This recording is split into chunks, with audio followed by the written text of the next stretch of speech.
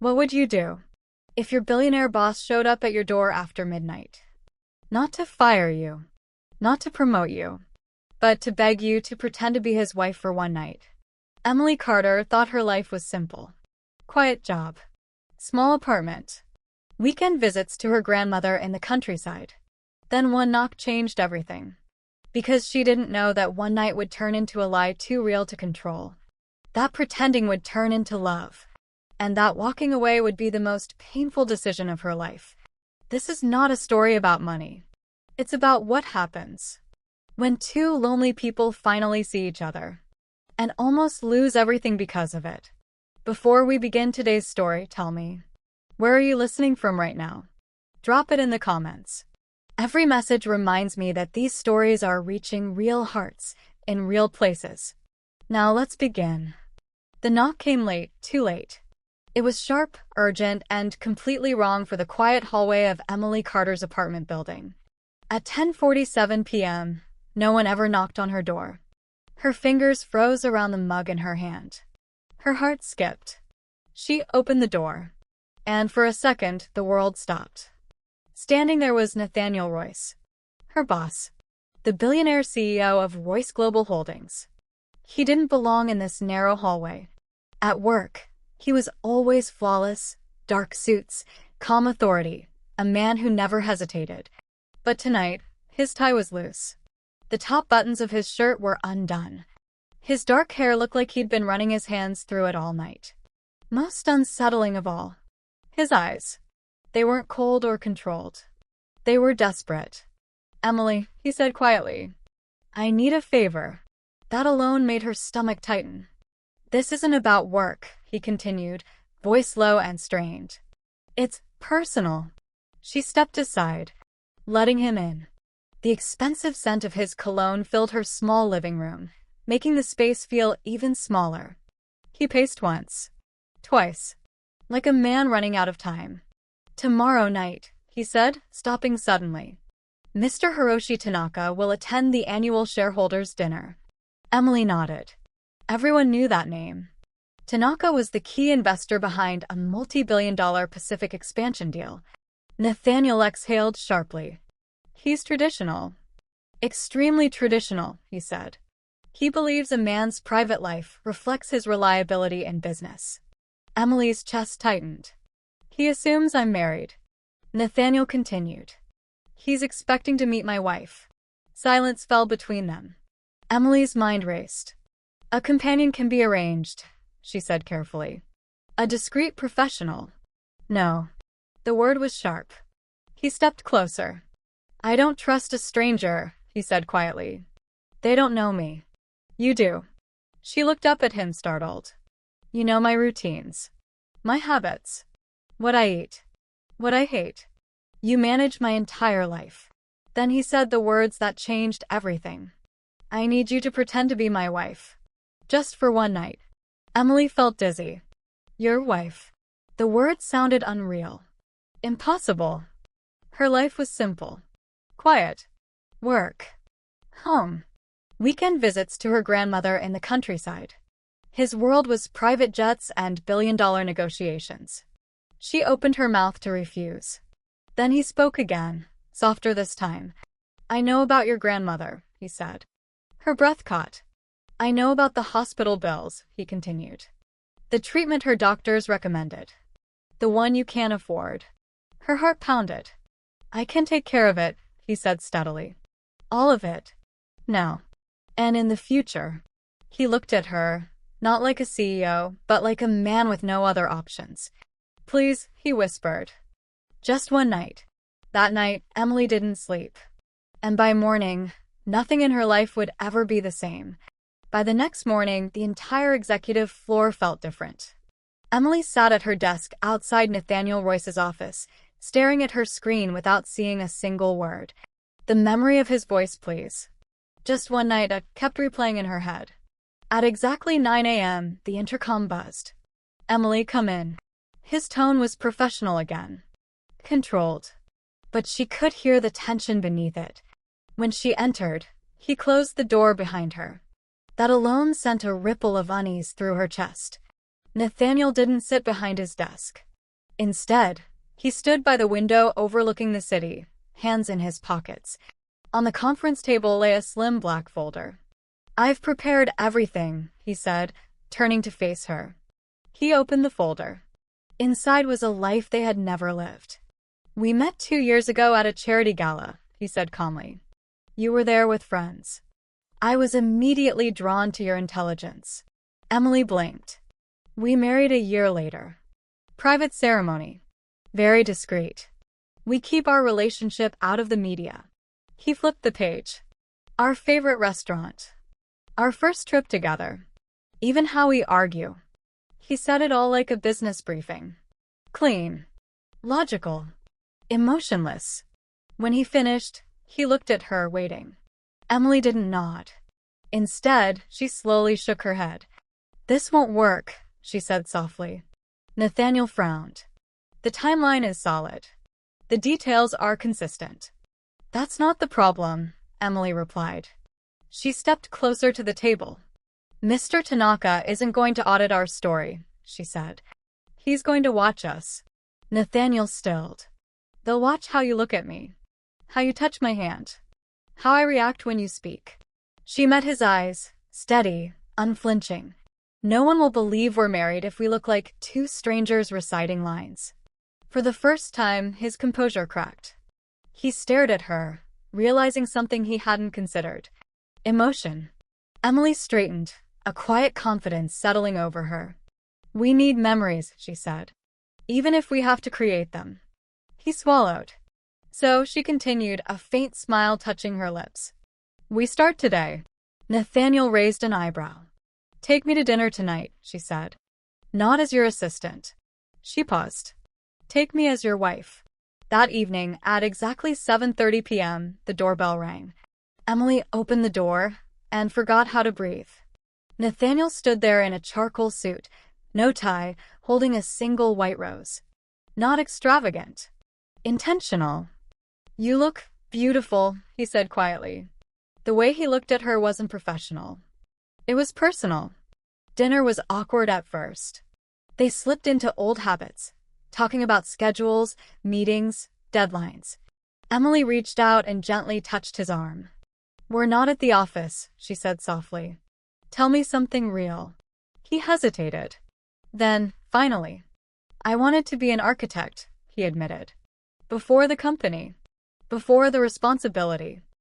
She listened as he spoke about abandoned dreams and expectations he never chose.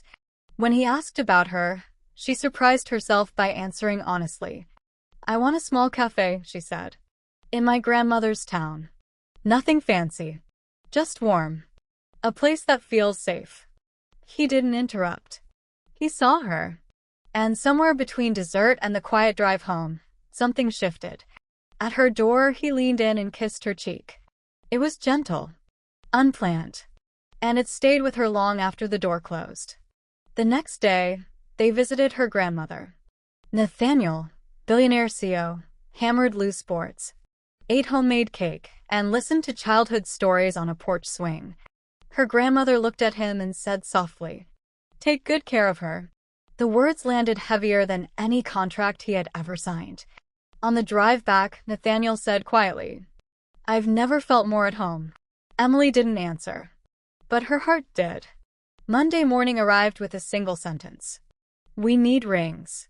Nathaniel said it the same way he'd announce a budget meeting. Calm, efficient, final.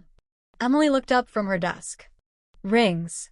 A wedding band is not optional," he said. "Mr. Tanaka will notice."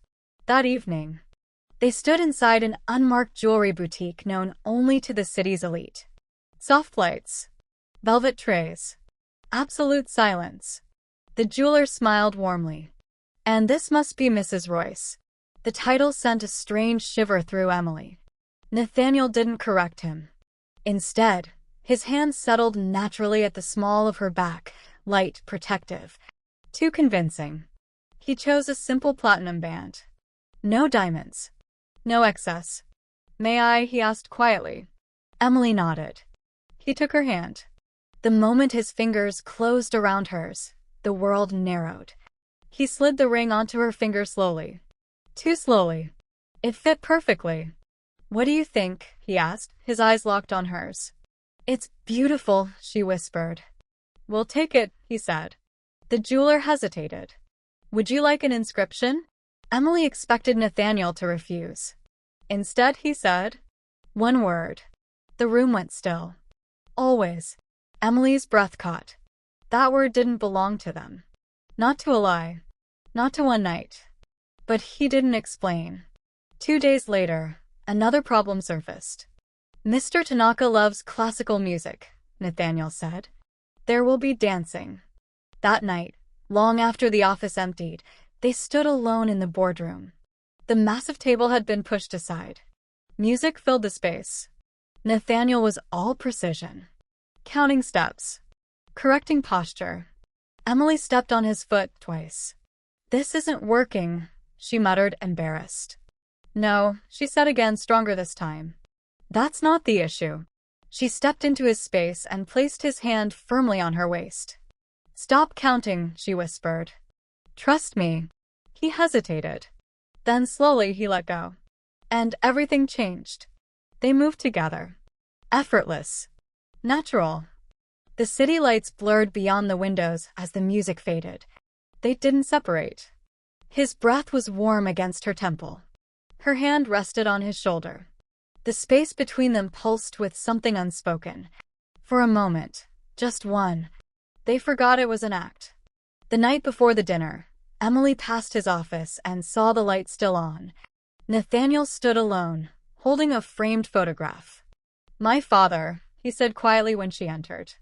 He spoke about legacy, pressure, fear of failure. "I'm terrified of disappointing him," he admitted. Emily listened. Then she said softly, "He'd be proud of you." The words hit harder than she expected. For the first time, she saw him not as a powerful man, but as a vulnerable one. Something irreversible shifted. The night of the dinner arrived. Emily barely recognized herself in the mirror. The sapphire gown. The diamonds. The illusion. Nathaniel saw her and forgot how to speak. "You are." He shook his head. "Incredible." At the event, they were flawless. Shared glances. Natural touches. Quiet laughter. Too real. Then Mrs. Tanaka leaned in. "Tell me," she said gently, "what made you fall in love with your husband?" There was no script for this. Emily looked at Nathaniel. At the man who had seen her, listened to her, trusted her. "It was the way he really saw me," she said softly. "As if I mattered." Nathaniel's breath stopped. Later, on the terrace, his hand tightened on her waist. "They're watching," he whispered. "For the deal." Then he kissed her. What started as a performance turned into truth.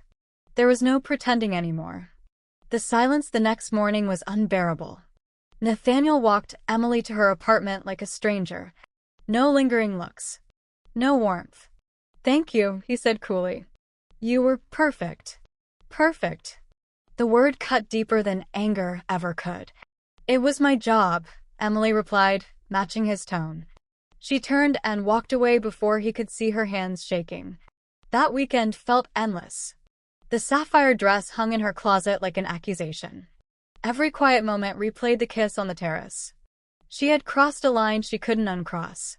On Monday morning, Emily walked straight into Nathaniel's office and placed a white envelope on his desk.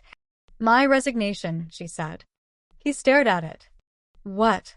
"I can't do this anymore," she said, her voice breaking. "I can't pretend that nothing happened." For the first time, Nathaniel had no response. She walked out. And with her, the light left his world. The deal closed that Friday. It was the biggest success of his career. And it meant nothing. The office felt empty. Too quiet. He hired another assistant. Efficient, flawless, wrong. No one remembered his coffee. No one calmed him without words. He realized the truth too late. He didn't need her for work. He needed her for life. The rain started as he grabbed his keys. He didn't think. He just drove. Miles blurred beneath his tires until he reached the small white house with the porch. He knocked. The door opened. Emily stood there, shocked. I was a fool, he said, shaking. I don't need a fake wife. His voice broke. I need you. For every night.